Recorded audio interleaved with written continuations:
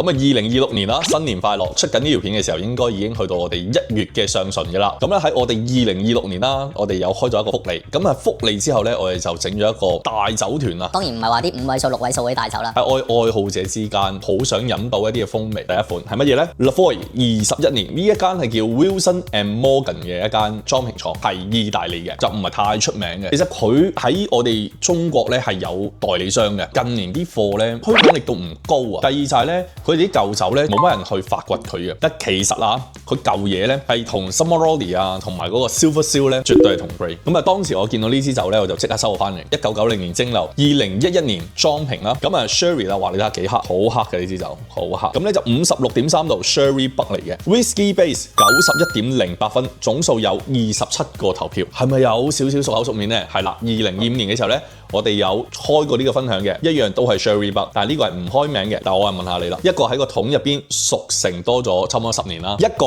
喺個樽入邊多咗10幾年啦，兩支酒邊支值錢啲，邊支好飲啲咧？我倒酒嘅時候，你又諗一諗啦。其實咧喺呢度咧有個小乾貨咧，同大家去分享下喎。你覺得支酒裝咗落個樽度之後，佢究竟有冇氧化，有冇變化？唔係話有一個絕對答案係有變化或者冇變化嘅，但係我自己個人確信啊，呢個世界係唔會有永恆不變的東西嘅。因為呢個世界係有氧氣噶嘛，有細菌噶嘛，我哋係活噶嘛，所以佢嘅變化一定有嘅。根據我哋喺前嗰排我哋有次一次會啦，我同一個好朋友咧大家傾偈，佢咧就專登揾咗一個數據俾我睇嘅，即係你裝咗落樽之後咧，每一年嘅脂類物質咧係會有遞升嘅，而佢嘅嗰個分類物質咧係會遞減嘅。講人話係嘛？你喺個樽入邊擺得越耐咧，酒精感就會退得越多，飲落去喺個口感上面就會升得越多。咁呢支酒擺咗成10幾年啦，依家嘅係咩風味咧？哇！嗱，烏梅調啦，甜朱古力啦，好厚重嘅雪松木啦，木炭啦，草藥感啦，海鹽啦，飲泥梅威士忌最正嘅地方係乜嘢？佢嘅層次好分明嘅，娓娓道來，哇！你知佢入邊有乜嘢好嘅東西？即係好多唔係威士忌愛好者，即係唔諗明，好人好正咩飲啲咁嘢？因為佢入邊每一種風味你都能夠掌握得到。